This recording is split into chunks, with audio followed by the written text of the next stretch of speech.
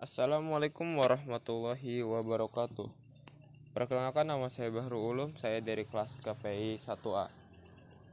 Di sini saya akan menerangkan hasil rangkuman saya bab 2, yaitu bagaimana Pancasila dalam arus sejarah bangsa Indonesia.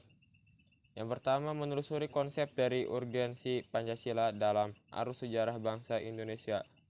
1. Periode pengusulan Pancasila. Jauh sebelum periode pengusulan Pancasila, cikal bakal munculnya ideologi bangsa itu diawali dengan lahirnya rasa nasionalisme yang menjadi pembuka ke pintu gerbang kemerdekaan bangsa Indonesia. Ahli sejarah Sartono Kartodirjo, sebagaimana yang dikutip oleh Mukhtar Pabotinggi dalam artikelnya yang berjudul Pancasila sebagai Modal Rasionalitas Politik, menerangi bahwa benih nasionalisme sudah mulai tertanam kuat dalam gerakan Perhimpunan Indonesia yang sangat menekankan solidaritas dan kesatuan bangsa.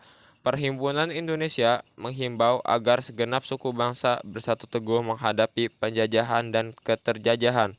Kemudian diusul lahirnya Sumpah Pemuda 28 Oktober 1928, merupakan momentum perumusan diri bagi bangsa Indonesia.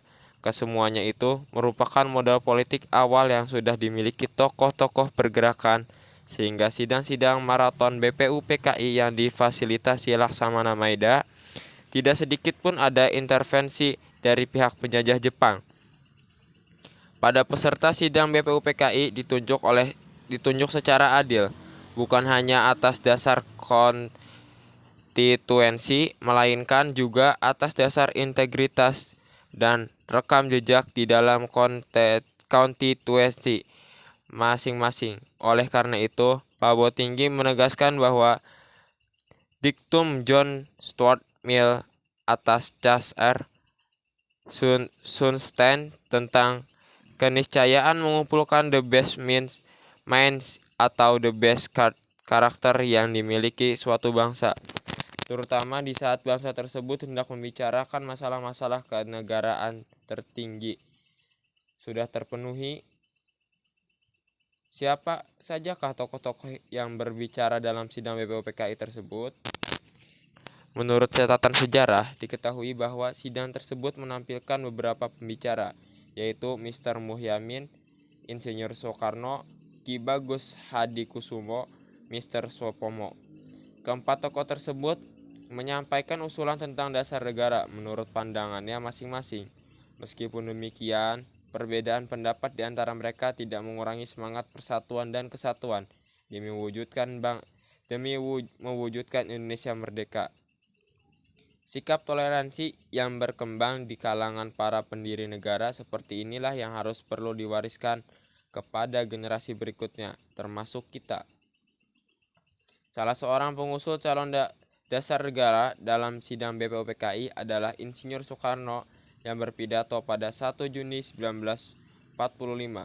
Pada hari itu, Insinyur Soekarno menyampaikan 5 butir gagasan tentang dasar negara sebagai berikut. Yang pertama, nasionalisme atau kebangsaan Indonesia. Yang kedua, internasionalisme atau peri kemanusiaan. Yang ketiga, mufakat atau demokrasi. Yang keempat, kesejahteraan sosial. Yang kelima, ketuhanan yang berkebudayaan. Selanjutnya, berdasarkan catatan sejarah, kelima butir gagasan itu oleh Soekarno diberi nama Pancasila. Selanjutnya, Soekarno juga mengusulkan jika seandainya peserta sidang tidak menyukai angka 5, maka ia menawarkan angka 3, yaitu Trisila, yang terdiri atas 1. Sosionasionalisme, 2. Sosiodemokrasi, 3. Ketuhanan yang Maha Esa. Soekarno akhirnya juga menawarkan angka 1, yaitu Ekasila, yang berisi atas gotong royong. Yang kedua, periode perumusan Pancasila. Hal terpenting yang mengemukakan dalam sidang BPU PKI kedua pada 10 sampai 16 Juli 1945 adalah disetujuinya naskah awal pembukaan hukum dasar yang kemudian dikenal dengan Piagam Jakarta. Piagam Jakarta itu merupakan naskah awal pernyataan kemerdekaan Indonesia pada alinea Keempat, Piagam Jakarta itulah terdapat rumusan Pancasila sebagai berikut. 1. Ketuhanan dengan kewajiban menjalankan syariat Islam bagi pemeluknya. 2. Kemanusiaan yang adil dan beradab. 3. Persatuan Indonesia. 4. Kerakyatan yang dipimpin oleh hikmat kebijaksanaan dalam permusyawaratan perwakilan. 5. Keadilan sosial bagi seluruh rakyat Indonesia.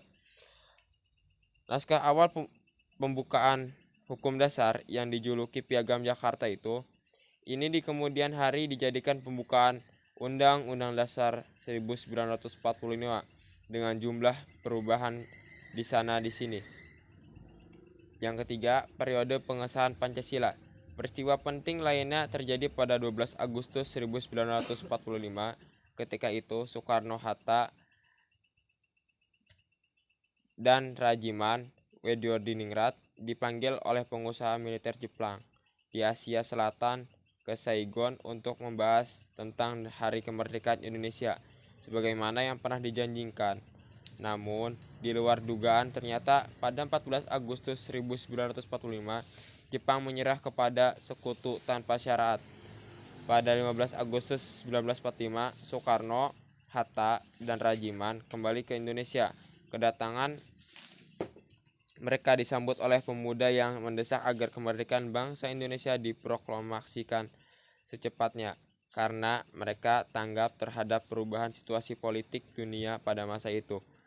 Para pemuda sudah mengetahui bahwa Jepang menyerah kepada sekutu sehingga Jepang tidak memiliki kekuasaan secara politis di wilayah kependudukan, termasuk Indonesia. Perubahan situasi yang cepat itu menimbulkan kesalahpahaman antara kelompok pemuda dengan Soekarno dan kawan-kawan, sehingga terjadilah penculikan atas diri Soekarno dan Muhammad Hatta ke Rengas Dengklok. Dalam istilah pemuda pada waktu itu mengamankan. Selanjutnya, tindakan pemuda itu berdasarkan keputusan rapat yang diadakan pada pukul 12 malam waktu Indonesia bagian barat menjelang 16 Agustus 1945 di Cikini nomor 71 Jakarta. Melalui jalan berliku akhirnya dicetuskan proklamasi kemerdekaan Indonesia pada 17 Agustus 1945.